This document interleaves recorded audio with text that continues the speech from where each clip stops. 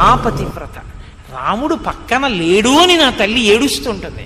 నా తల్లి మహాపతివ్రత అయి ధార్మికమైన వంశంలో పుట్టింది కాబట్టి రాముడి మనసు గెలుచుకున్న నా తల్లి రాముడి కోసం చూస్తూ ఉంటుంది.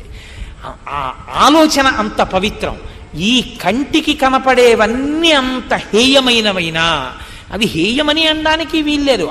అక్కడ ఆ దంపతుల మధ్య అది ధర్మం.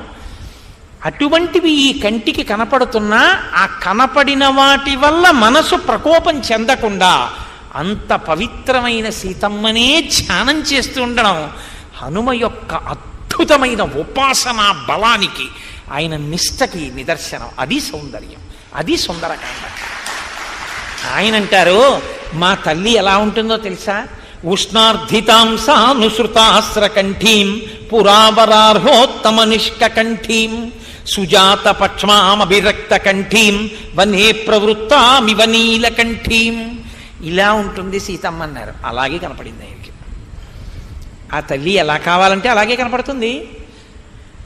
ఉష్ణార్ధితాం సానుసృతాస్రకంఠీం. ఏడిచి ఏడిచి ఏడిచి 10 నెలలు అయిపోయినా ఇంకా ఆవిడ కంఠమంతా ఏడుపుతోటే నిండిపోయి గద్గదం అయిపోయిందిట. ఏడిచి ఏడిచి ఏడిచి కంటి వెంట కారిపోయిన బాష్పధారల చేత ఆవిడ యొక్క వక్షస్థలం అంతా తడిసిపోయింది. పురావరార్హోత్తమ నిష్కంఠీం. పూర్వం ఆ కంఠం నిండా బంగారు హారాలు ఉండేవి.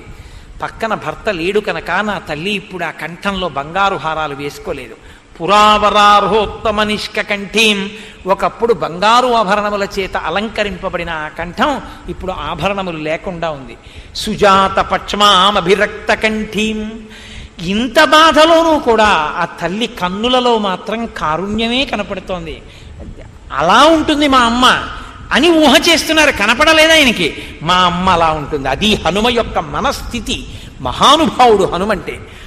వనే ప్రవృత్తామివ నీలకంఠీం. వనములో తిరిగేటటువంటి నెమలి ఎలా ఉంటుందో మా తల్లి అలా ఉంటుంది. వన సంచార కుశల. ఆ తల్లి